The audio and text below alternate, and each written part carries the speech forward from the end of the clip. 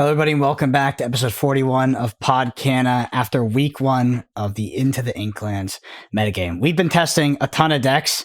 It's pretty funny looking at the week 0 metagame and all the problem cards everybody was talking about. It's not those cards are not good, but I feel like the metagame has changed significantly. You know, the story we were pitched in week 0 is absolutely not what was played out in week 1. We had some big tournaments happen, some over 100 player tournaments, and there's some standout deck lists from that. I think that the metagame is largely dictated by the metagame that showed up to that tournament right now, but very much in flux. A lot of experimentation being done. And I think that, you know, archetypically, the macro metagame of Lorcana has changed drastically, in my opinion. So, like, our pillars of aggro, mid-range, and control have kind of changed a bit. And I think that now more than ever, tempo is king. How's y'all's week been? What are your thoughts? Go ahead. I guess before both of you guys dive into your Pixelborn testing, I'll say that my week in Lorcana has consisted of not too much testing. I probably haven't played as much as I would have liked to, but I did play a sealed event. I do think sealed is always fun at the start of a new set because you get to play around with a lot of cards that you probably still won't end up touching throughout that set because some of them are pretty bad. And I'm going to say, unfortunately, from sealed, there were like no real standout cards that weren't just good cards already, right? I think one that I already knew was good was I got Kita. I put Kita down and Kita alone won me the game because opponent just couldn't answer anything at all. One question I do have, I'm going to question you guys, and I guess I can ask the viewers as well watching, is we did have a ruling that someone was kind of questioning. So Kita on the card pretty much reads, when you play this card, all characters get -3 attack until the start of your next turn. So this should be, in my opinion, all characters on the board currently. So if your opponent plays a card during their turn and it's a rush card, and it let's say it's the rush stitch that has 3/1, right? Does that have the 3 attack or does that have the 0 attack? There's also been real clarifications about the same thing with like Challenger, right? If something has 0 attack but it has Challenger +3, does it get it? So you'll always have a few different kind of rulings like that, especially at the start of a new set. So like I said, my understanding was it's pretty much any characters on the board at that time. Okay. Yeah. So it's a static effect. It's not like a trigger, because I mean I always think about things in the context of like Magic the Gathering, how the stack works. But in that sense, it would come down, it would trigger, and it would affect everything on board. But if it is just a static effect, I mean, it's going to affect the entire turn cycle at that. You just mentioned multiple things, by the way. I was like, I thought that Lorcana, you know, I've always thought that Lorcana's rules are pretty simple and there weren't too many finicky interactions. But both the things you just mentioned, I have no idea. I'm pretty sure it is just a trigger, so cards that come into play after that do still have attack. I would think so, yeah. But the one thing I'm not quite sure about is like the thing you mentioned, if something that basically if something has -3 attack and then it's like below 0, if it now, maybe let's say I play Crab Merlin and I give it Challenger +3, does it actually have 3 attack or does it have +3 from the like negative attack? I do think, again, we'll probably get clarified. The reason I'm saying the viewers will probably tell us is because I think one of the devs did answer this. I just can't remember what the answer was. But from my understanding of what I think they said was pretty much once a Challenger effect comes into play and Kita is there as well, whatever, even though it would be 0 attack on the card, like you can't have minus attack, it would take into consideration what that minus value would be if it could have minus attack. So say if it's -3 attack and then Challenger +3, then it's just 0 attack, right? So I don't know, it's interesting. Yeah. You guys, please let us know your thoughts. I would have thought it worked the other way. Just a funny story before we pass over to Moyen. You did sealed on your Twitch channel and you were streaming it. Yep. I was watching. What did you think, Brendan? It was great. It was great. But I recommended we do a little bit of gambling. You know, get to gamble. Does Raven or Kawa win?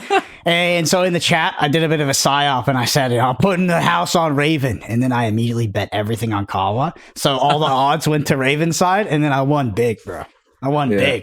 And then I think then the game after, you were the only person that put it on me against Kim and you won as well. Yeah, I'm loaded in that chat. Yeah, Brendan has infinite channel points on my Twitch channel. Yeah.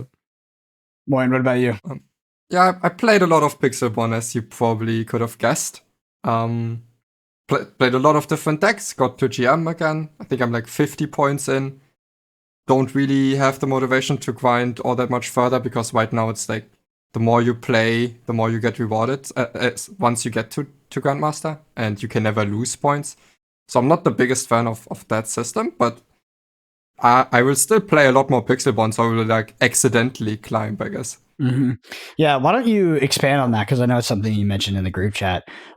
Like, what would you do to change the Pixelborn Grandmaster system? Because from what I understand, this was instituted as a way to like give people more room to experiment with decks at high elo or high rank. But for you found, from what I understand, that it takes the sort of incentivization to actually perform and do well, because it incentivizes playing a large amount of games and playing them as fast as possible, rather than having a higher win rate.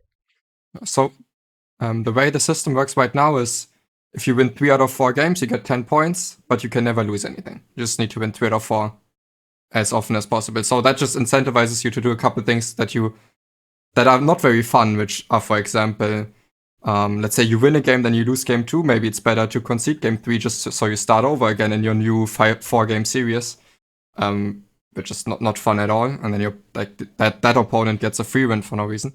And then I also don't like that there's nothing to lose. I get the thought of that it gives you room to experiment, but like that room existed before. It just came at the sacrifice of rank, which I think is a fair thing.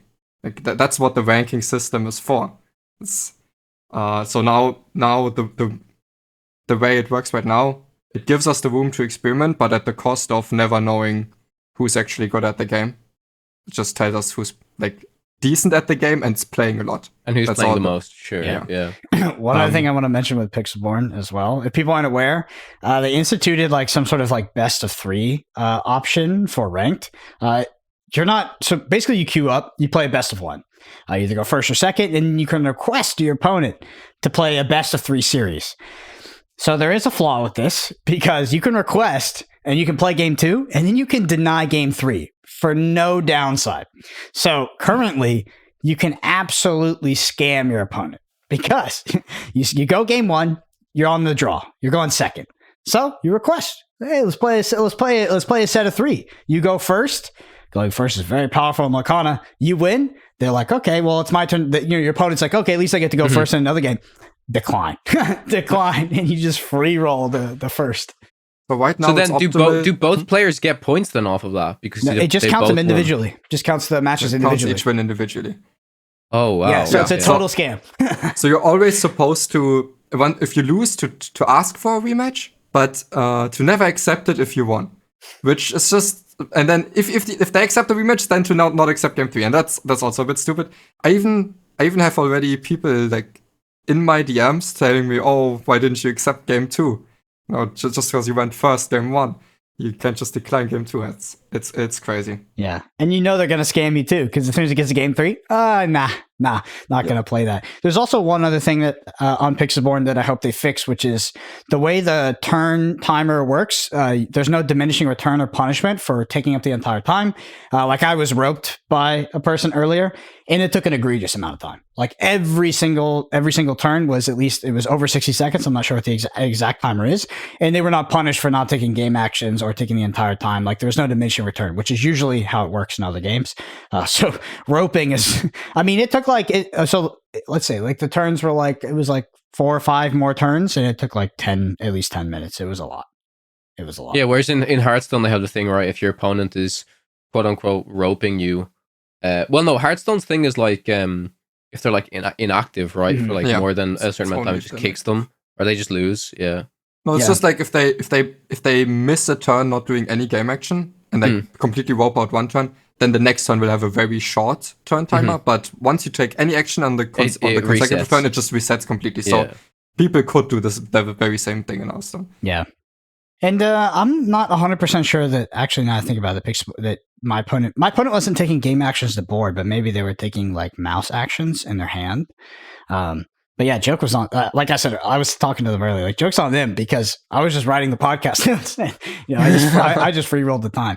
And yeah, to deserve what I did to deserve that punishment is I cast Be Prepared on turn 7 and they lost. So that was enough. One other order of business. These Stitch promo cards that are supposed to be awarded for winning the regional things for Lorcana in the upcoming OP circuit. They were not for the regionals, by the way. These are just for like the set championships. So stores will be giving these out, but nevertheless, yeah, it's still a bad thing. Yeah, so they were on the printer sheet or something. So they were accidentally they were put into booster boxes and people have been opening them. I know there was a lot of speculations like, is this fake? Is this not fake? But apparently it's like confirmed to be real now. And yeah, that's not great. That's not great. That massively devalues these promos, and I hope that they change their strategy and how they plan to compensate those events due to the promo showing up in booster boxes. I don't know if they will, honestly. I mean, they should, but if they'll be like, oh, it was only a small error, but like it really, really diminishes the value, like for sure. Yeah. So, yeah, it is a small error, and if they don't do it, we would survive, but it's definitely a huge bummer. And also logistically, like getting a new promo card might be logistically impossible just for how the printers work. So it is what it is, but yeah, that did happen, and that's not fantastic. One other thing I want to talk about here, there was the tournament I talked about, the 100-player tournament. So looking at deck lists, looks like they actually played out the tournament. I looked up multiple tournaments after this, by the way, on Mushi Report. They all split. They all split. So this is the only one it seems that they actually played out. The big takeaway here, and by the way, anything we mentioned in the podcast is in the description below. So deck list, links, check there. But the breakout deck, I think so far, of this set is Emerald Amethyst Tempo. It's very much a tempo deck. And it took first at this tournament and also was represented in the top 8 outside of that. But it seems to be, the week 0 talk was all about Jafar and this whole new world combo. For me, at least, this feels significantly more powerful, significantly more flexible, and significantly more resilient than that deck. And this seems to be the deck of set 3 for now. It's the current deck to beat 'em up, which doesn't mean the Jafar deck's bad. I think the Jafar deck also has potential. But I also looked up the deck distribution for the entire tournament. It was 101 players, I think. And there was only an entirety of 5 players playing the color combination of Emerald Amethyst. And 2 out of 5 players in a 100-player tournament made top 8, one of them winning, which is a crazy conversion rate for a deck to have. And it's the deck that I played the most so far, and I'm very impressed by it. And not only am I impressed by it, but I think even the other decks are already taking measures to have a better matchup into Emerald Amethyst, because the community is already respecting that deck, at least on Pixelborn. So in Ruby Amethyst, people are actually starting to play Pinocchio just so because they don't have... Basically, a lot of decks that are not Steel struggle to have answers against the 2/3 Ursula that can sing songs twice. Especially Ruby Amethyst. And that matchup could be fine for Ruby Amethyst if they just were able to deal with the Ursula, which is why they started attacking Pinocchio, so they can exert it and trade into mid immediately. And they even started to play... the card we shit-talked a little bit on release. I don't actually know what it's called. It's a 3-cost action, exerting a card, and then you give +2 or like challenge. You mean the one we revealed? Yeah.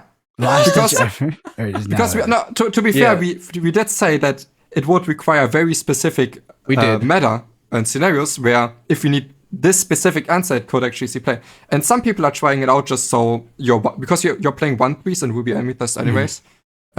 Because you want 1-drops that don't die so you can snake them. And also you want 1-drops that don't die to your own teeth and ambitions.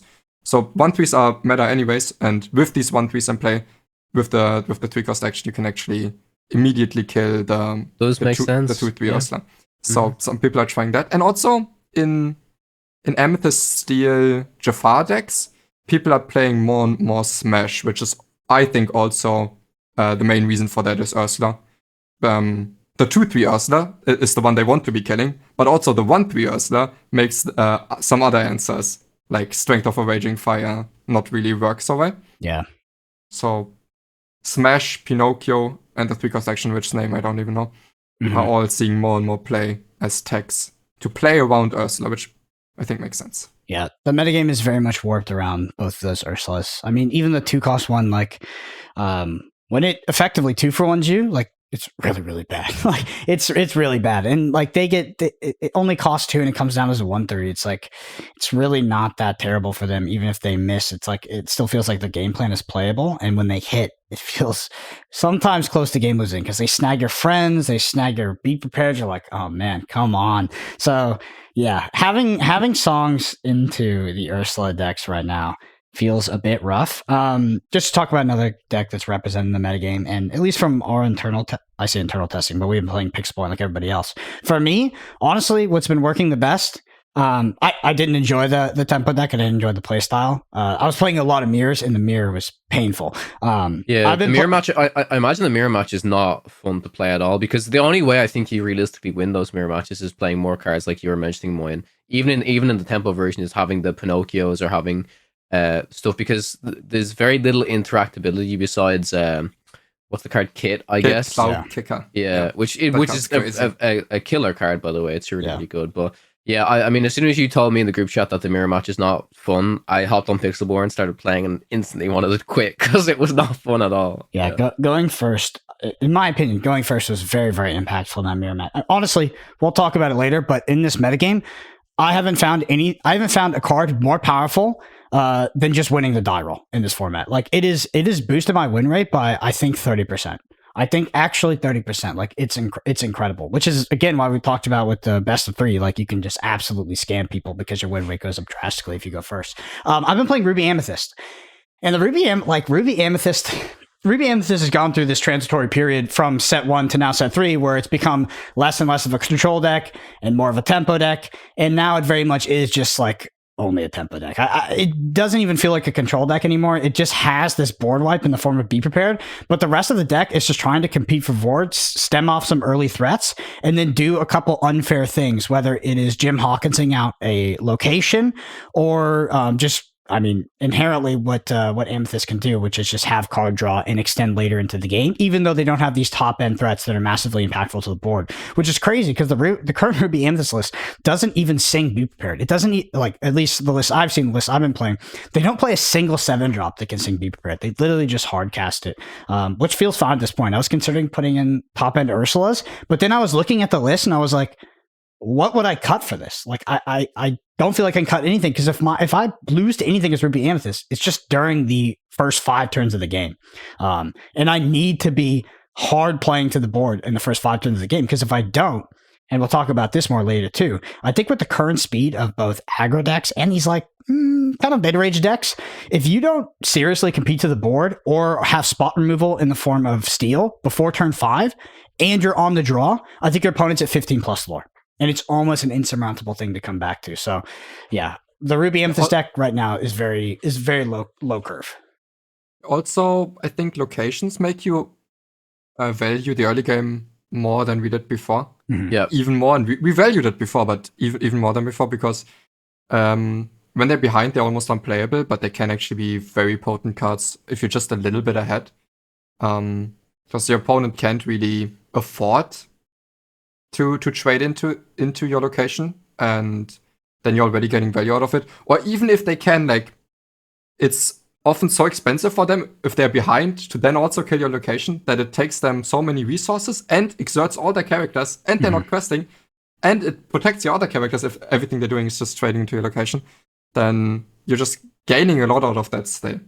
Yeah, 100%. And I think that I think locations also lead into the equity you get going first, because dropping a location an entire sort of turn cycle before your opponent just seems insane. Like there is one card that kind of answers locations, at least in Ruby Amethyst. That is Maui. Like if your opponent does turn 5 Jim Hawkins and cheats out something like an RLS Legacy or the Queen's Castle, if you have a Maui and you've been playing the board, I think it's manageable. But if you don't have the Maui, it literally feels like you lose on the spot. Like it feels like you lose on the spot. I think the Ruby Amethyst is probably one of the best decks at dealing with locations, because they can play Maui, they can play the Rush Mim, Fox Mim, and they can play Crab, and all of those are just good cards on their own, anyways. Steel also has a way to tech for it, which is the action that can get rid of an item or a location that I've seen pop up from time to time. Yeah, it's like Release the Titans or something like that. I can't remember the name of the card, but it's 3 cost inkable, banish an item or location. Yeah. Mhm. Yeah. Yeah, it's an interesting metagame. I think that most of the archetypes, though, right now are condensed around this like tempo gameplay, which maybe it always was. Maybe it always was. But now more than ever, it feels like the decks are a bit more homogeneous in terms of their curves and what they're trying to do in the first 5 turns of the game. Actually, what their macro game plans are as well. It really is just like win board early, do unfair thing on turn 5 through 6, and then kind of run away with the game. Like there's the aggro decks are, at least from the ones I've seen, they're pretty weak. They're weak to these tempo decks. They're weak to the current editions of Ruby Amethyst because they played a board so aggressively in the early game. And then the control decks are what would we consider to be a control deck. You think about like top end things of Ruby Amethyst, like the Ursulas, like the Elsas, Aladdins. Like those are just way too slow, and they're virtually unimpactful by the time you would need them anyway, because you're either winning or losing. I feel like by that point in the game, you're winning on board, you have your locations down, and the game is, I don't know, I find the games to be a lot less close if I am curving out into my 5, 6, 7 sort of clear board, and I've stemmed off like any sort of early game ultra aggression, and my opponent's not some critical maximum of lore. That's been my experience with this so far. Have you guys messed around with any of the Amber stuff with Pluto in particular? Because I do think that side of it is pretty good. Like, again, I've been kind of adjusting my Mufasa list, and I have started to include some cards like Bare Necessities, Teeth and Ambitions, because, I mean, realistically, you have to have some type of removal tools or some disruption tools. You can't just have this all character deck, and if you actually calculate the odds of how many times Mufasa pulls one of these bad cards, it's actually pretty low. But between the Ruby Amber version, and I've even seen some people try and revisit the Amber Emerald version, like, do you think that, obviously I'm not too sure if you guys have played against it much, but do you think that decks like this, since they are so character based, can compete with these tempo decks, or do you think that it ultimately just comes down to that these other tempo decks are running Amethyst, which means they can do crazy stuff, but they can also just draw cards, right? Yeah. There's a couple of really, really powerful cards in Amber that came out in the set, one being Pluto, the other being Piglet, both of which die to pretty much everything Steel does, and also die to the 4 copies of Teeth and Ambitions, which every single Ruby deck is playing at the moment. Like, I love those cards. I love Pluto. I was playing with Piglet in the beginning. Like, those cards are so powerful, but it feels like every deck in the metagame that's competing in that tier 1 slot is just stacking as much sort of 2 damage to 3 damage removal as possible. And if you're playing something as sort of context based as a Piglet, right, where you need these 2 other characters, your opponent has so much agency to disrupt that. And then they get to their turn 5. So I think a lot of the reason for the play patterns that are existing in this Lorcana meta right now is because the big answers to sort of threats on board exist at the 5 ink slot. You think like Grab Your Swords, Maui, and just like sort of these big AoE removals and these big impactful cards, they all kind of come out on turn 5. Yeah, so for me, I think Amber's like doing some alright stuff, but it's a little bit incapable of doing unfair stuff, which is, I think, what's holding it back currently. Which brings me to the question, so what do you think like are the winners in terms of colors for set 3, and what are the losers of that set 3? Yeah, I think anybody would be crazy to not say Steel. Like, I know that Steel it's not even in like what I think is like it's competing in the tier 1 slot, but it's not like in this what we just talked about, like Emerald and Amethyst deck. It's not in the Ruby Amethyst deck, but I think that Steel has the tools to deal with a lot of these threats that other decks don't. Steel got some great stuff in the form of like the Zeus, deal 4 damage, and Mr. Smee, like great 2-drop, solid card. Robin Hood is also great. In my opinion, you do 2 things in Lorcana right now, or your deck is not tier 1. You either play Steel or you play Madam Mim package. If you don't do that, I think you get steamrolled consistently. And I mean, if anybody disagrees with that, I'd love to hear. But it's because all the other inks, and even like, I mean, all the other colors, even things like Ruby, they're impactful turns. Like, they're sort of swing the tempo on you kind of turns. They all exist at 5 ink. But you have to be on the board, and you have to be disrupting your opponent before 5. And the only things that do that reliably are both Madam Mim package, because it's legitimately overpowered, and Steel. So I think your Amethyst or Steel right now. Ursula disrupts it. So for me, I think Emerald is probably the biggest winner. Because 1, it's incredibly powerful now, but also I think it was one of the weaker colors before. Yeah. Yeah, that's true. Amethyst and Steel also two winners for me. They both got great additions. So I think Amber is like still has this weakness of not really doing too many unfair things. And then Sapphire, right now I would call it a loser, but the thing is, it is I still see a lot of room to explore Sapphire. It's just, but it needs to kind of reinvent itself, because I think that currently the play pattern of ramping on your 3 ink turn is not really fitting this meta. I think it's too slow if you are falling behind on 1, 2, 3, and then just returning on 4. But I think maybe there is some room for a Sapphire deck that just plays 1 jump ahead on 2 and then already tries to get back onto the board on their 3 ink turn where they have 4 ink instead. But right now, Sapphire and Amber would be the losers for me. Yeah. I think Amber got some great cards. I just don't know, like, how well they're going to fit into the meta, right? Like, because you think about some of the Amber cards we got, right? We got Chernobog, which can do some crazy things in the right deck.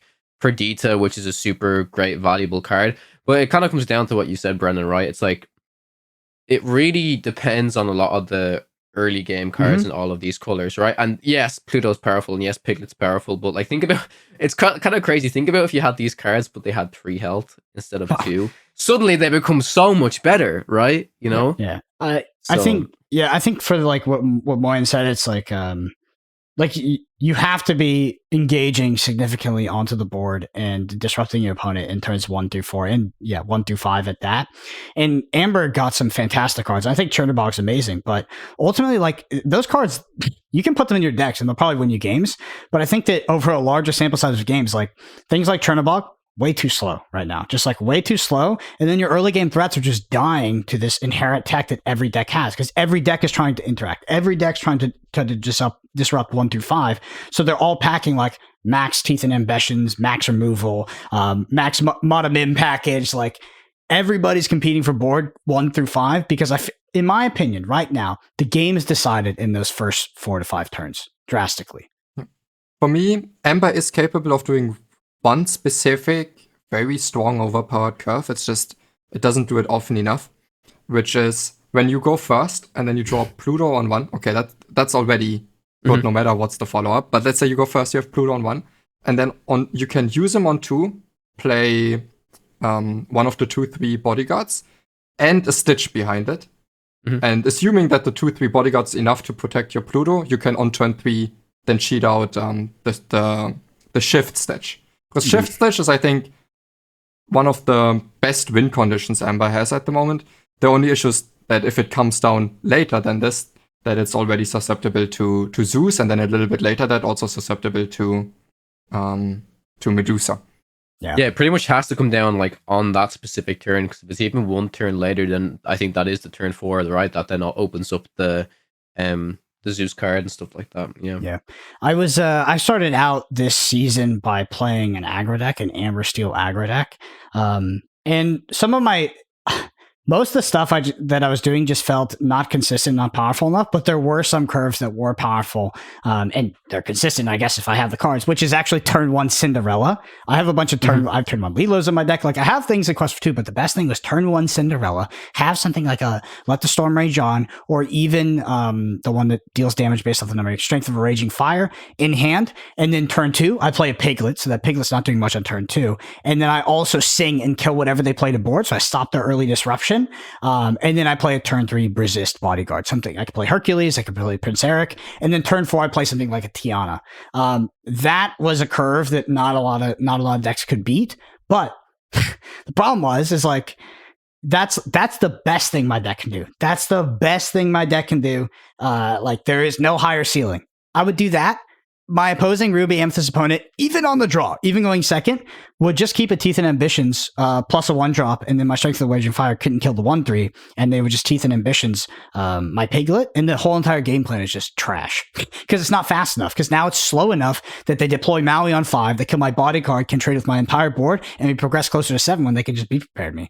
So it's like, I just needed them to not have specifically Teeth and Ambitions for that deck to seemingly function. And Steel was like, same thing, like there was like Fire the cannons running around. I'm just like, I mean, against Steel, if they do Cinderella, and then suddenly Cinderella sings "Let the Storm Rage On" or "Strength of Raging Fire," then you just fall behind. I mean, whenever you see Cinderella on turn 1, it was even the same last set when they were playing numbers. You're like, this is like the best start they can ever have. I mean, turn 1 Cinderella, I still think was better than turn 1 Queen a lot of the time, honestly, because the turn 1 Queen that you can do your shifting, but you establish more bodies, so it gives you more options to either do the Strength of Raging Fire or to do the Let the Storm Rage On, for sure. But that's exactly how I felt, Brendan, at like the last major tournament for me, was when I was playing against all these Ruby Amethyst players. My hope really was, I was like, well, the one card I lose to is Teeth and Ambitions. It literally is Teeth and Ambitions. So the only benefit I think I had going into those matches was most of them thought I was on the mirror match, so they didn't value the Teeth and Ambitions as much, and that's what probably gave them the edge. But if they knew I was on the aggro deck, I felt like I would have done way worse, honestly, which is kind of crazy that little inkling of information made the difference. Yeah. Which is still so funny to me, that because Teeth and Ambitions, just looking at it fundamentally, is like such a bad card, but it's like the only removal tool in Ruby, right? It's the only early removal tool they can play, and it's still so much better for them to have their bad removal tool than not having any removal tool. Yeah, exactly. Mm-hmm. Yeah. What are y'all's thoughts on the decks that are running right now? And do you agree with me that they seem kind of very archetypically like very similar? Like they're all trying to kind of do the same thing. Like they're all trying to kind of get the board in 1 through 5, and then once you leverage that advantage on those first 5 turns, the game is kind of just in your favor. I agree that they all play for tempo. And they all feel a little bit mid-rangey. Mm-hmm. So in that terms, I think I agree. But I guess the way they leverage that tempo is very different for each deck. Let's say Ruby Amethyst tries to win off putting down locations, card draw, Merlin Gold, maybe Book. I think Book's underrated in current meta. And then clearing with Be Prepared. Then there's the Steel deck that can win off inherit cards for advantage of Blue Fairy, or they can just go for the Jafar win condition. There's just the Emerald Amethyst, that deck that's almost incapable of clearing, but can bounce your stuff back to hand enough so that they get ahead enough in tempo and win off just that tempo without any late game win condition. There's the Beast OTK deck that can try to win off that. But yes, still for all of these decks, you need to be fighting for tempo. But I think that was already, at least in set 2, that was already the case. Maybe set 1 was that way, yeah.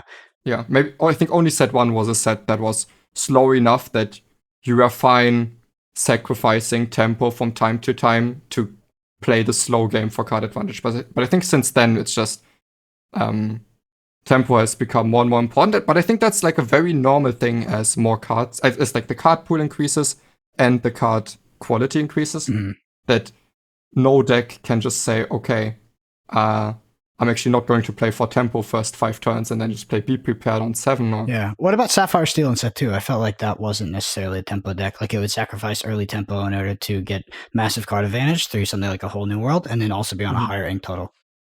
I think that deck might even still exist. It's just still inherently weak to aggro, and some of these mid-range decks are still capable of playing like an aggro deck. For example, the Amethyst Emerald deck can just play for the Merfolks and Flynn Rider if they see they just need to be questing this game as fast as possible instead of just playing for tempo. So I think it's because some of these mid-range decks got better at playing aggressively. Maybe it got little bit worse for that, but I think that deck could still exist.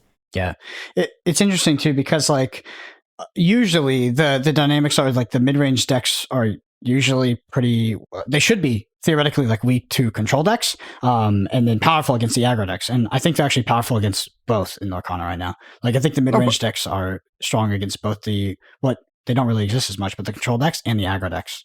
So it's hard to find a compelling reason to be archetypically control or archetypically aggro at this point. At least the way I'm used to knowing how these archetypes work against each other, I think mid-ranges, like there's the decent, off the top of my head, I can think of a decent amount of mid-range decks that were good against control decks just because they can time their threats in a way where it's like very awkward for control decks to deal with them, and then they can actually beat those. I think, isn't the normal dynamic that control beats aggro? No, I think that I could be wrong too. I mean, but think about we can draw a dynamic to Lorcana set 1. So like the mid-range Amber Steel deck before it played a whole new world. Like it was like a purely mid-range deck, was trying to drop threats on curve, and wasn't playing a whole new world. So wasn't trying to do anything inherently unfair. I think almost had like a 10% or less win rate into actual Ruby Amethyst, but then Ruby Amethyst had, a bad win rate into something like a Emerald Sapphire, or just like literally any aggro deck that's also running Cusco. So I feel like those were kind of the pillars of the control mid-range aggro metagame. I guess I feel like maybe these archetypes are a little bit too narrow. Yeah, as in, for sure. There's decks that want to play a slow game plan that are very good against aggro. There's decks that are just very bad against aggro and just need to survive, and then they always win. It's like there's very different types of control, mid-range, and aggro decks. Yeah, I do think that mid-range in Lorcana is, at least in the current iteration of the game with the card pool, is very, very good against like what you would consider like there's no reason to play aggro, because I feel like the current mid-range decks have the aggressive package, plus they have the slew of removal. So it's like playing this like aggro deck is just, it seems like it's all downside to me. So I guess from playing the Amethyst Emerald deck a lot, I did still see the application for aggro decks, because that deck's good at fighting for board, but I think it's still possible to go under Amethyst Emerald. I faced some decks that were then going even more aggressive, playing the uninkable characters that quest for a lot, like Pinocchio and like, I think like I was watching Pinocchio and I was watching one your cost. game. Yeah, and it's like if they just do that, then my tempo plays are even too slow to waste them, and the deck not playing any board vibes, it was still very possible for. I honestly felt on the back foot queuing into aggro on that deck, into like this high. It was still the same color combination, but with these hyper aggressive cards slotted into them. Yeah, that was an interesting game. I was watching that too. It felt like, we didn't have a multi-sample size of like games against that deck, but the game we were playing against for that single game, it did feel like we were definitely on the back foot. Moyen, what has been your experience with like play draw so far in this set? Have you felt going first to be very, very powerful? Yes. Yeah. Yes. It's if you go first and you don't brick, it's kind of hard to lose. Yeah. Which I don't know. The thing is, in set 2, I was mostly playing Ruby Amethyst, and that deck felt okay going second. Like, I don't know. I feel like with the meta being so much more, even more than in set 2, focused around tempo, and I still don't feel like we have a lot of tools to offset that going first advantage, or cards that are good going, like that are better going second, going first, that I would want to put into my deck. That to me, the going first die roll has gotten worse. It's really interesting, because I was watching an interview with Ryan Miller, who I believe is the brand manager for Lorcana, was a game designer in the game. Like, I'm pretty sure he designed like Bell, the Bell Legendary that lets you ink multiple things and stuff. And the guy who was interviewing him was like, "What's your thoughts on the play draw aspect?" He's like, players estimate it's about if you go first, you probably compared to if you go second, it's like 60% higher that if you go first. And he was like, "Oh, I think our testing is kind of closer to 53%." Is what he said. 53. Yeah. What? So it's interesting, but I the good thing is, of course, I do think that this is something that they have their eye on, and if they have to implement something to change it, they will. But I'm just concerned that they might do it too late, and they should do it much sooner than they actually realize. Yeah, I mean, it's irritating, but it's not the end of the world, and I think that there's some merit in giving an inherent like randomness to a game, where a player that is not equally skilled has hope to win. It's like very important to a card game's dynamic. Magic the Gathering does it through the land system. Hearthstone does it through the randomization system, through game mechanics, things like Discover, just like all the randomization in that game. They did it outside of the resource system. And Lorcana, maybe it is just the die roll. At least it is right now. Because it is in part due to meta context. It is in part due to the decks that are currently popular and currently powerful. But right now, I legitimately feel like my win rate goes up by 20 to 30% at least if I go first. Like what Moyen said, it feels hard to lose. Losing is an anomaly.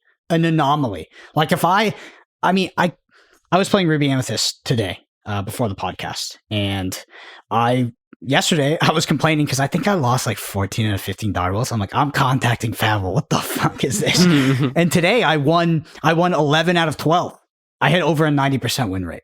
Like it was not even close. So do we have high sample size stats from Pixelborn? Like just in general, let's say games in GM going first, going second win rates? We might for step 2, I'm sure. I don't think that they have them distributed based off ranks, but I do think they have the aggregate data. Those would exist in the Pixelborn Discord. I haven't looked at them in a while. I just remember, I remember looking at them a lot in set 1. The data that was, because it's taking the entire sample size of all of Pixelborn, the aggregate data they had a lot of metagame data, win rate data that I believed was not representative of the metagame that I was experiencing at all at that point. Yeah, I agree on that. Yeah. So, I mean, we talked about it on the podcast. I forget. If any game designer wants to play me and they think they can win 53 or 47% of the time. Yeah, if they can win 47 going second, then I will publicly apologize. Oh my god. Man. It feels important right now, which is, that's why we talked about the Pixelborn best of 3 system. Like it does feel like you can, it does feel like if you do that little angle shoot or whatever, you get a game 2 out of your opponent after going second. It feels like you're scamming them. I guess the fairest thing would be if you had to play exactly 2 games against each opponent. But I don't know who's agreeing to that.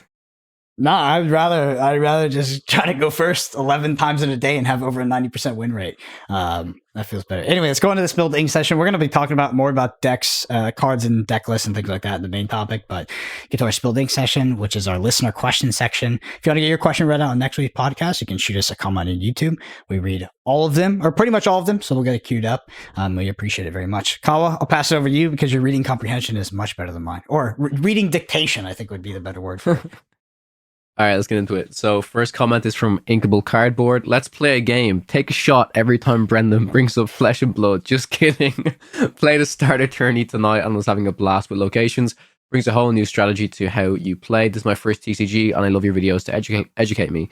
That's great. That's great that first time players of this game can hop onto the podcast and listen to us ramble about very complex things, but still take away some good advice. Yeah. I actually want to just add on to this comment and say that locations were really fun to play against. Like I said, locations actually, that's the one thing within sealed, locations were the thing that were the most interesting because it still comes down to exactly what you guys were saying. Like even in a sealed matchup, you need to establish strong characters early to be able to deal with these locations. If not, they will just start questing for a really high amount.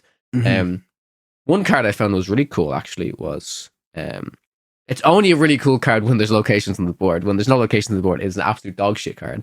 And that's Shenzi. Shenzi's the 4-cost 0/6 that when there's no locations, she's literally a 4-cost 0/6 that quests for 1. When there's locations, she's a 3/6. When she challenges, she draws a card.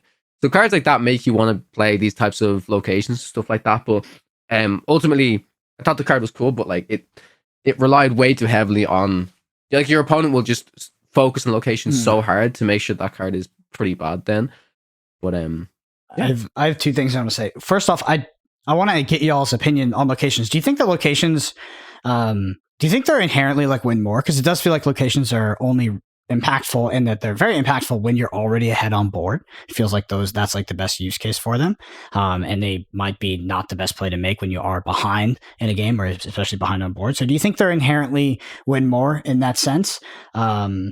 I'll leave that question first. The second thing I'll see for later. Yeah, I'll agree. Yeah, for sure. They probably are inherently win mods. They're better the less board your opponent has, they're better the more board you have. They're a great play to play around the board vibes and grab your sword and be prepared. If you just know that's coming already because you saw it on the board, you pluck down a location, suddenly they don't have anything to reset the board. There's some situations where they're actually good while somewhat behind. It's where you are trying to stall and putting down the location makes your opponent quest for so much less because they're instead using a lot of those characters to challenge into your location. and then it can actually stall into maybe your board wipe or maybe into your Spellbook gold win condition. Sometimes that can happen, but I think most of the time there are a card that's like a card type that's much better when ahead. I 100% agree. Yeah, there's some very niche situations where if you are behind, it can nearly kind of protect. If you even have only 1 or 2 characters on the board, and kind of protect them because they'll then start prioritizing the location. But I would say overall, if you're playing it when you're ahead, it's just so much better than if you're playing it when behind. Because when you're playing it when you're behind, you're basically just playing an exerted character for your opponent to just swing into. So the more boards, the more characters they have on board, the easier it is for them to deal with it. Yeah. And then the second thing is, I think that for Lorcana Limited to be taken seriously, and I think that Limited is really important in the game. It's like a very accessible way to play a game. It sells a lot more packs. It's like a reason to open packs and not just buy singles. I do think that they need to work, like, completely redesign the way the game functions in terms of like the color identities and building decks that are sort of limited in a sense. Because right now you can just toss every card into your deck, which leads to decks being extremely homogenous. And the only thing that matters is having a high value card or a better curve and actually curving out. And I think that some people might come from Magic, or they might come from something like Flesh and Blood that's limited by heroes, and they might think like, oh, it's unlimited, that's better. I have more options, I can put more cards in my deck. But those limitations are actually really important in creating identities for the decks and making the strategies diverse and fresh and different. And I think that right now, Lorcana, because it doesn't have that, for me, it can't really be taken seriously as a limited format. And I want it to be. I really do, because I think that limited is key to a card game success. But yeah, right now, this idea where you can put all these cards regardless of color, I know it feels like we can make more decisions in deck building. What's funny is I believe it's a complete fallacy. You feel like you can make more decisions in deck building because you can choose from all the different cards you have, but you actually make infinitely less decisions because you only pick the higher value cards. You only pick the cards that go on curve. I have to agree. As someone who's played a lot of Lorcana Limited, I really, really agree with that statement, because I'm not looking at these cards saying, oh, this is this, like, I can play this because I don't care about the color. I'm saying, no, I'm playing this because it is inherently just a really well-statted card, really good on curve. Like, it's weird. I guess it's obviously different how different people build their decks during Limited, but I start off by just saying, nope, because there's so many cards I don't want.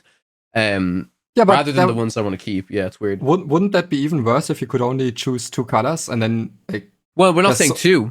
We're not saying 2, right? It could be. Yeah. It honestly depends on how many cards you get. So it could be 2 colors, but you just increase. Like, I don't know the pack collation in Lorcana, which is like how the packs are distributed, if they're evenly based off colors or what. I just don't know at this point because it's not relevant, because Limited is currently not a competitive format. But like, it just depends on like if your card pool is big enough that you can actually make a meaningful decision on picking 2 colors and still build a relatively like reasonable deck. Because if you're picking 2 colors because it's the only 2 colors that you have a serviceable number of cards to actually build a deck in, well, that is making no decisions. But I do think for gameplay and even for deck building, like, it is important to impose limitations so that decks, game plans, and strategies feel diverse and different. When you and your opponent are just looking for the highest value card on curve in your sealed pool, regardless of color, I think it makes it extremely homogenous and not actually very unfun. I feel like that's how limited formats are almost all the time. That's not unfun. I actually think that they're still fun, but I think most of the time, limited format is just pick the highest value cards, at least in the first picks, and then like kind of build around that, try to fit a curve, find a curve for your deck. But I think inherently you are just looking for high value cards in limited. So I think initially, but I mean, honestly, I don't think there's a game that does, at least a major TCG, that does limited better than Magic the Gathering. And Magic the Gathering has its problems. Like, it has bombs and stuff, and that stuff is actually designed intentionally, again, to give that player hope. But in Magic the Gathering, you can often pick a card that is lower value than another card because you know that I picked the second highest value card because I know that instead of picking the black card, I know white-blue is a better archetype. I know it's a better archetype in this draft format, and I want to angle myself towards that archetype, because if I pick the much more powerful black card, I might end up in black-red, which is the worst color combination, in my opinion. So you're making a meaningful decision there, even though you're limited. And it's strategy based. It's based off of like the cards. Also, coming back to the question, I guess everyone's staying sober today. Bren hasn't mentioned. I did say one today. He did say it once. He did. He said it. Yeah, they were taking the shot. Almost sober. All right. Next question is from Mark Miller. Question for the week: with Inklands out in the wild, how many decks do you typically try and play test? When do you make the decision that a deck is worth more focus or not worth pursuing further? Great question. Moyen, do you want to take this one? It depends on what you're looking for into a deck. Maybe you're just playing for fun, looking for a fun deck to play next set.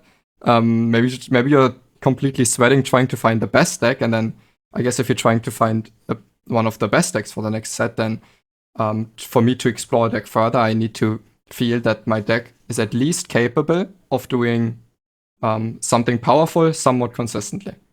And then I can see maybe how do I build the deck? Do I build it in a way that it can do other powerful things, and on the times it doesn't do my very powerful thing? Or do I try to focus on that powerful thing, and how do I build around that? How do I make this more likely to happen? How do I complement that? So I guess that's how I would approach it. Yeah, we can just count the decks here. We have decks in our notes here. 1, 2, 3, 4, 5. I'd say 4. Yeah. Yeah. Those 5. Those are distinctive. Those are different color combinations. That doesn't mention that if I have a color combination in my Pixelborn, I probably have 5 to 10 versions of that deck list, which are just swapping out a card here and there. Mm-hmm. Yeah, so for me, if you think about current set, I think Ruby Amethyst has a lot of potential, deserves more exploration. I think Emerald Amethyst definitely has that potential. I think Jafar, like, people started experimenting with that very early because it was very easy to see, okay, that the whole Jafar Whole New World thing has the potential to be very powerful. But I tried like 20 different decks, like really different decks, and 16 of them are deleted because I already felt like it's not worth exploring them more because they are not going to be tier 1 or even tier 2. Yeah, that's fair. All right, next comment is from Behold the Storm. Does airfoil work with the legendary Ursula? Like when you sing a song with her, then sing it a second time from the discard pile, does that count as playing 2 actions for airfoil? Yes, it does. I would assume so, yes. I would assume so as well. I think the what card does is still airfoil bad, do, though. by the way? Is it you draw a card? It lets you draw 2, I think, if you've satisfied this. Draw a card? No, draws 1. Yeah, so I think it's still bad. Yeah, it's still unfortunately. Bad, yeah, you would have to activate this like multiple times as well, which whenever you sing with your Ursula, it's probably not untapping. It's gonna it's gonna die then as well as soon as you do sing with it. Next comment's from Fantasy Factory. He's just telling us a play line here. Turn 1 Pluto, turn 2 Dock, turn 3 Shift Pluto is going to be a big momentum swing. That's a big body to get through early game. First thing I want to point out is turn 1 Pluto, turn 2 Dock. Your Pluto has to survive the first tap. So if your opponent plays anything on turn 1 against your Pluto, then your Pluto's going to die.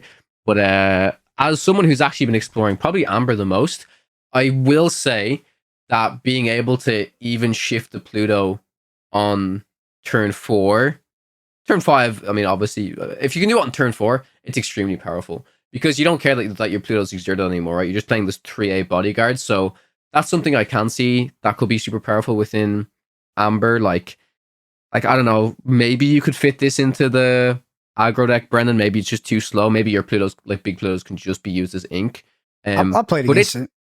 Yeah, it's a powerful playline for sure. And yeah, like ultimately it's a huge body to get through, and your opponent can't deal with 8 health until they reach that.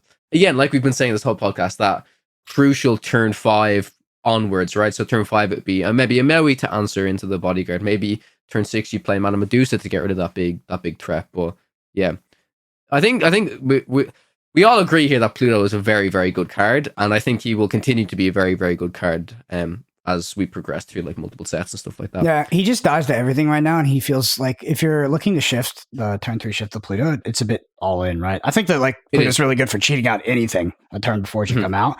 But I think that's fair because Pluto's the uninkable. Pluto's always good. And you can still have the big Pluto in your deck to occasionally be good, but most of the time be used as ink.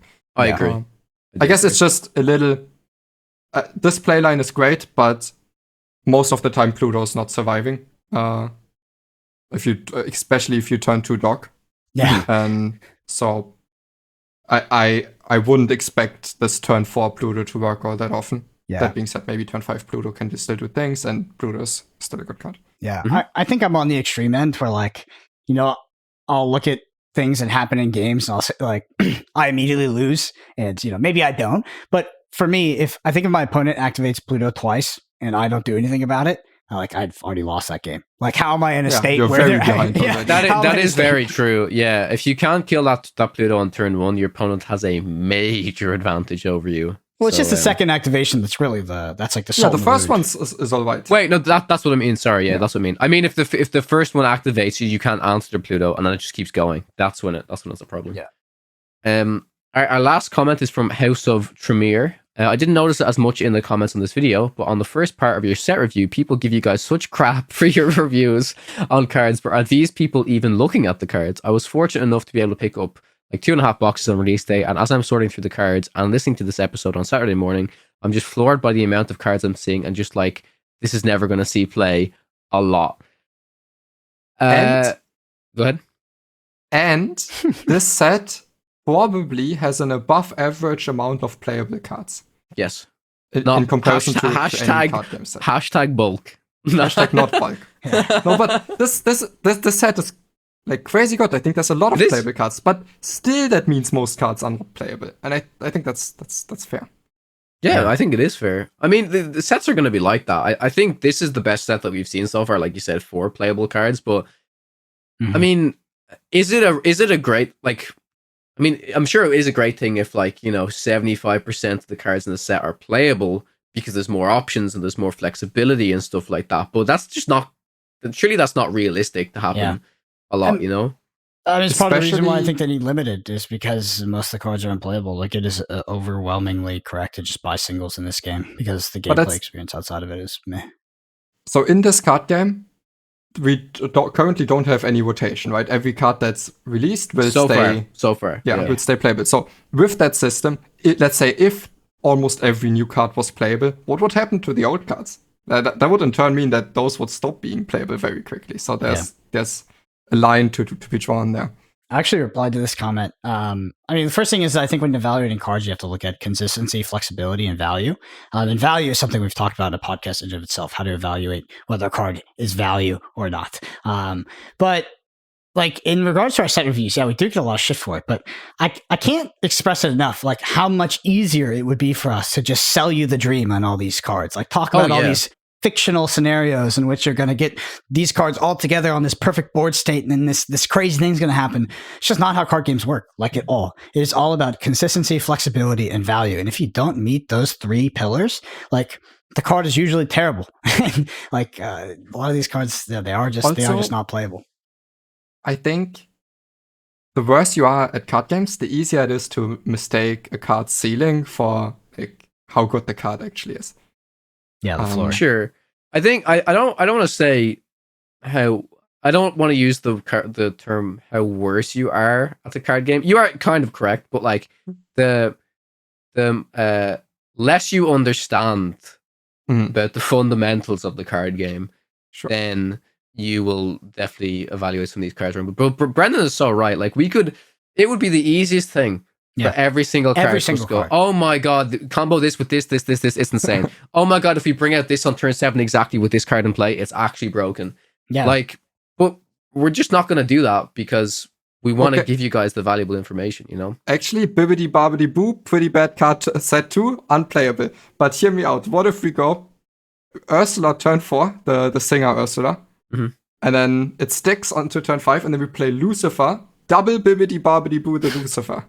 Where's your hand? Where's your hand? Yeah. I bibbidi bobbidi booed like because Kawa's deck had bibbidi bobbidi boo in it. I bibbidi bobbidi booed. Jesus Christ, that word. Anyway, triple B, a goat, and I mean it was cute. Still wasn't better than having a lot of other cards in my deck that were inkable. That's probably true. Yeah, it's like all bibbidi bobbidi did. Oh my god! Yeah. All this card does is it just lets you get your cards basically on play effect twice, right? So like with Kit, it's fine, but like, is that effect actually worth a 3-cost uninkable card in your deck that isn't always good with every character? Like it's good with those characters that have the on play effects. If you combo with characters that don't have those effects and you just I get to replay it and I quested and my card is re-readied. Well, fucking play Fan the Flames or play a body card like LeFou that can actually do that instead, right? So Uninkable cards have to be flexible unless they have an incredibly important niche use case. Like they have to be flexible. Like even Moyen and I were playing Mother. What is it? Mother Knows Best. Yeah. We were playing that card. That card. I mean, it's not like Bibbidi Bobbidi Boo. You don't need that much context for it to be like literally playable. But get into a situation where you have multiple in hand and you don't have a relevant target on board that's actually going to net you a lot of tempo. It's terrible. Yeah. So that card's so interesting because its ceiling is very high, but it's an uninkable, and it can be a little like there's situations where it's a very bad card in your hand, plus being uninkable.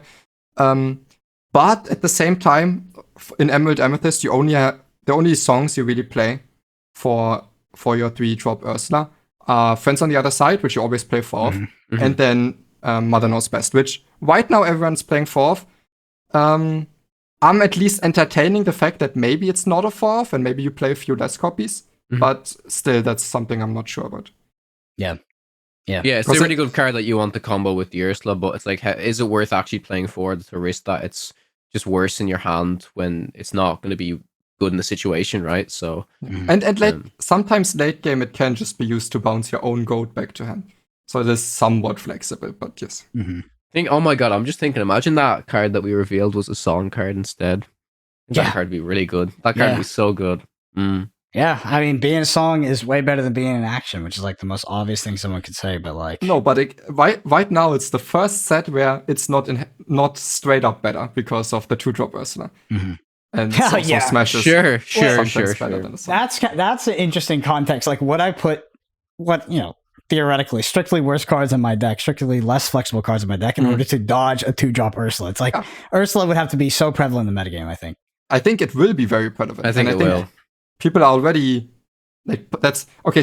Smash also always deals 3, and Strength of a Raging Fire can't always do that, which is also a reason why people are playing Smash over Strength of a Raging Fire in Steel Amethyst. But I think part of the reason is also that it's not a song. Yeah, it makes perfect sense. Yeah.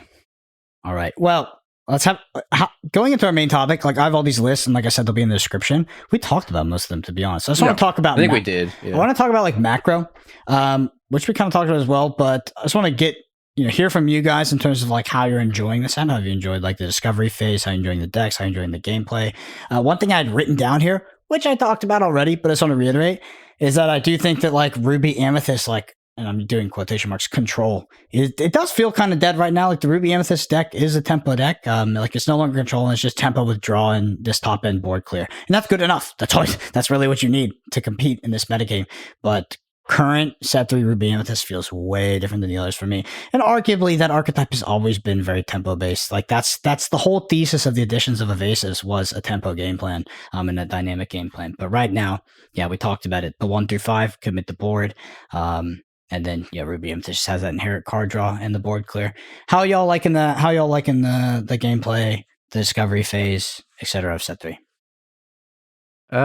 It's been fun. I have played a few types of decks that I previously didn't play in set 2, but coming back to what we said, it does ultimately seem like things have changed in terms of new cards coming into the meta and stuff, but the whole idea of the tempo stuff is here to stay, it seems, right now. Like if you compare this to the start of set 2, when we had the Ruby Sapphire list, right, pop up, and it was like a really kind of cool, new, refreshing look on control. I don't know if we can see a control list like that come up at the moment with all of these tempo decks running around because of the flexibility of how they can kind of switch on the gas and go pretty fast and just keep putting on threats. The one thing I do want to point out, and it's one thing just in particular for the list, for the Ruby Amethyst list, and then also for the Emerald Amethyst list, a card that I've, like, for some reason my mind was like, I don't think this card's like that good. It's a fine card, but I don't know why everyone's including this card in their lists, is actually the Merlin Crab. But Moyen talked about it earlier. Merlin Crab is a key card to deal with these locations, because without cards like Maui, without these rush cards, it's going to be very difficult to deal with them. So Merlin Crab previously was looked at as a card that could be, you could put it onto your 1-drops or any of your evasive cards to kill off any evasive threats and stuff like that. Whereas now it just makes your cards basically kill locations easier. And I think that's very relevant with some of the biggest locations in the game, those 4-drop locations having 7 to 8 health, which a Maui alone cannot deal with, right? Yeah. I think Crab's just like this cards that's never really bad because at least it's a 3-cost 3/3 that's able to sing 3-cost songs, and then on top of that, sometimes it can facilitate trades or help kill off locations. Mhm. And it's also played in either Ruby Amethyst that plays lots of 1-drop 1/3s, or in Emerald Amethyst that's often playing the 1/3 Ursula on 2. And that card is almost useless for trading unless the Crab comes down on 3. And even the threat of that's very, very powerful. Yeah, me personally, I think I speak for a lot of card gamers when I say this is the most fun phase of any card game is when there's new content and there's new cards to explore. And I think this set had more playable cards introduced than set 2 did. So I think this phase of exploration will last longer than in set 2. And I'm looking forward to that. There's still lots of things that I want to try out. And even the stuff that I tried out will still obviously evolve further. It can't be figured out this quickly. So I guess the new mechanic for the set are the locations. Mm-hmm. And I think they are the most fun puzzle to figure out at first, but I'm a little bit worried that I might in the end not like the mechanic of locations too much because they might inherently be Snowball. very good when ahead and quite bad when behind. Yep. That being said, I think just to give a shout out to probably the weakest color right now in Sapphire, I think maybe the best Sapphire card might be its location.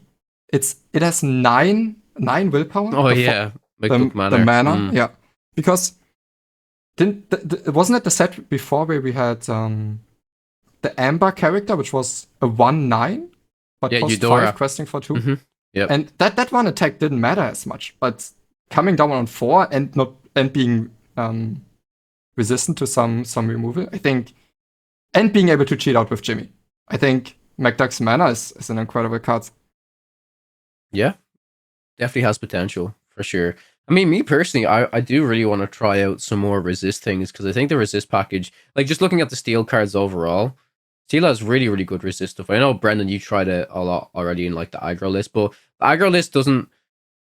I mean, the resist in it is important because it prevents your cards from dying, but once a card like Maui or whatever comes out, you don't really care about the resist as much anymore, right? So it's hard to want to be able to try out something like resist when all of these tempo oriented decks just have powerfully statted cards anyways, which means that your resist doesn't really matter as much. But I think it's still a super fun mechanic. I got to play around a little bit with the rare John Silver card, the 3/3, a quest for 1 that for each location that you have, he gets resist +1 and +1 lore. So that's kind of interesting, but I also do think that type of card is, as Brennan would say, a bit of magical Christmas land. Because if people are trying to base their whole... Like, is it weird to me to say that I don't think you should be running more than, like, 8 locations in a deck, which the Ruby Amethyst one does because of Jim Hawkins. Like, I don't think there's a deck that needs to run more than that, unless you're trying to be like ultra synergistic with it. Would you guys kind of agree, or what do you think? It's interesting because I think that you're like the heuristic is correct in this metagame, but I also think that like locations themselves, like I don't know what the exact diminishing return number is because it's so contextual on how you're competing for board before the location comes down, because the location is just like, it really doesn't matter how many locations you have in your deck. I think in the sense that if you don't have control of board in like the stage before you're going to drop the location, it will pretty much always be bad. And then the vice versa is true. It's like if you're always able to control board, like any location you drop is in a pretty good slot. So I think that like the reason there's 8 in the Ruby Amethyst deck is because the Jim Hawkins like scam. Like, and we talked about Jim Hawkins like before he hopped on the pod too. It's like, I mean, Moyen says he values it like at 8 ink play basically with the location. Yeah, but the Ruby Amethyst like still plays like on average like 6 locations, right? Yeah. Oh, is it? I thought you played 4. I think they played 2 RLS Legacy. I've seen people add a couple others, but yeah. Yeah, right now on average they play 2 RLS Legacy and 4 Cassettes. But I agree that if it isn't for very specific things, in general, you don't want to be playing more than, let's say, even 4 locations. But at the same time, I think most decks will be incentivized to play more than 0 locations, because even if their deck's game plan isn't revolved around locations, there is these situations where dropping a location can put you from a position where you're a little bit ahead to a position where you're a little bit more ahead and win you the game of that. And also to the ability to play around board wipes is really nice for most decks to have. So I think most decks will play a few locations, but very little will play 0 locations or a lot of locations. The only reason to play a lot of locations would be the Pirate John Silver deck, I played against that which deck is a lot. single-handedly enabled by John Silver. But usually, as you said, it would be like Magical Christmas Land to just play locations and think they survive. But in the Pirate deck, it actually somewhat works because suddenly your pirates have rush and you can fight for board while deploying some locations and then maybe try to win off John Silver. I don't think that deck's great, but it actually is pretty decent. Also, as you talked about resist and it needing to come down early because later it doesn't matter so much against Maui.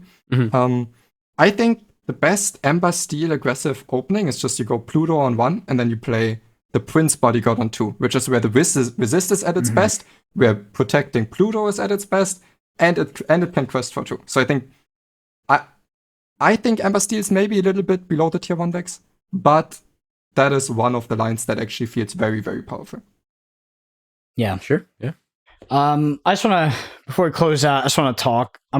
We can each give a card that is significantly overperformed for us. I'm not going to say number 1 overperformer because, I'm going to get it wrong and someone's going to come to mind after. But just a card that's really overperformed for me is Madam Medusa. Like, Madam Medusa, I thought I thought Lady Tremaine was the fundamentally more powerful card. And it kind of is, like in perpetuity, looking across like multiple sets, multiple metagames, like, yeah, maybe Tremaine is more flexible. But Madam Medusa hits freaking everything in this metagame that you want to hit. It's really, really good. And right now, the Ruby Amethyst deck we play plays for Madam Medusa, no Lady Tremaine. Yeah, I think the card's super, super powerful. I do agree. I mean, I talked about it a little bit as well. The fact that it feels like a little bit weird because once you get your Tremaine off, it's still a 2-quester, right? So you can still kind of pump on the pressure. Whereas with the Madam Medusa, once it goes off, it's not as high pressure. But when you can pick the perfect target, and like you said, there's a lot of great cards that have 3 attack in this meta right now. It just feels good, and then you just have a 4/4 on the board, which is fine, right? Yeah. I think ultimately it's the correct decision to play this card over. Maybe not always over Tremaine, but in this meta right now, I would think I'd play it over Tremaine. Yeah. I think the big reason for that is that the Ruby Amethyst deck tries to win off locations, so it doesn't matter. It doesn't need the 6-drop that kills an important target to be questing for so much, because behind that you're having the locations, and the 4/4 body can be very well used to fight off opponents' locations and board that would otherwise be banishing your locations. So I think it doesn't need, because before Tremaine was this card that they have one or 2 cards on the board, you just plot it down and you want it to be questing next turn. Right now it's gotten better for that body to be used for challenging than it was before, which I think is important for why Medusa has the edge over Tremaine right now. Yeah, I think particularly because of locations, maybe not because of the characters at the moment, because the 3 versus the 4 probably didn't matter too much in terms of if you're hitting something with 3, there's a lot more things I think with 3 health and 4 health overall, at least last meta. Whereas now that extra point of attack really matters because you're probably using this card to hit into locations more so than characters. Maybe. Yeah. Yeah, I mean 4/4 just trades nicely with a lot of things. Yeah, go ahead. For me, it's hard to choose a card because I've been enjoying Amethyst Emerald the most, but all of the new cards in there we rated very highly. We knew they were going to be strong. I guess the one card that is maybe still outperformed my expectations is Kid Cloud Kicker, because that it has these tempo swings. I don't know. I was for some reason I was mostly thinking about the card as just bouncing a 2-drop, but it's not. It's bouncing a card with 2 cost or less, and there's a lot of 3-drops that have 2 or less. Yeah, Strength to attack or less. Yeah, to attack. Yeah, there's the 3-drop Ursula. There's the evasive Minnie Mouse. There's so many targets, and the thing is, the card still ends up in ink a lot if it's a game where you don't get a target on the perfect timing where it would be very strong. But when you do hit that timing, it can put you very, very far ahead. Yeah. I think you can hit some pretty funny stuff too. That's actually very high curve, and it's just like hilarious with Kid Cloud Kicker. Ursula. Bob. Yeah, back Yeah. to hand. Ursula. I think it's one of the reasons why Ursula might not be great right now. I think it's I played Kida, the -3 one time, Uh-huh. and I remember I forgot what target it was, but I hit something particularly hilarious with Madam Medusa after it had been reduced. And I was just like, okay, not a good combo, but it was just funny. yeah. Yeah, I think it's funny about Kit Cloud Kicker as well, because I saw Brendan say something in the group chat that I originally thought as well. I think we both thought for a minute that Kit could also target friendly characters, and if it could, oh my god, this card would actually... It would just be I don't know, I think it would definitely contest me as the best card in the set, because it would just be insane.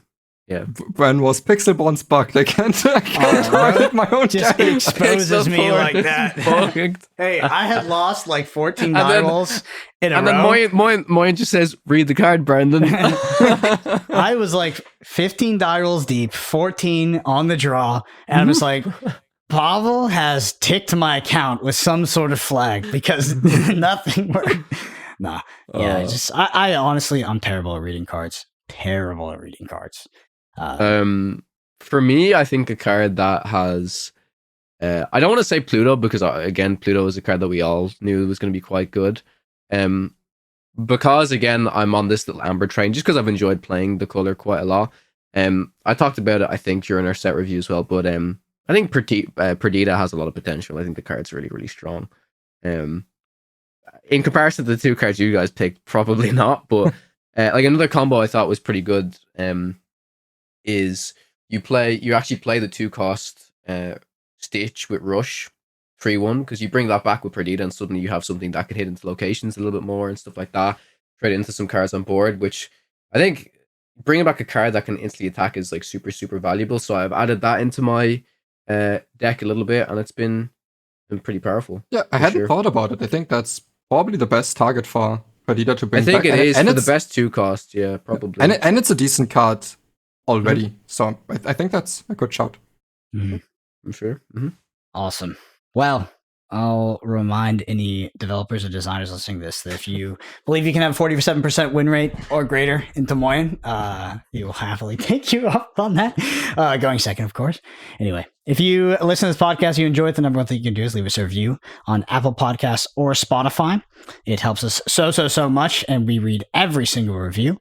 There's a video version of this at youtube.com/@PodcanaPodcast. Hit the subscribe while you're there. Twitter's our Moyen_HS, KawaTech_CG, and Brendan APG. Thank you all so much for listening. We'll see you next week.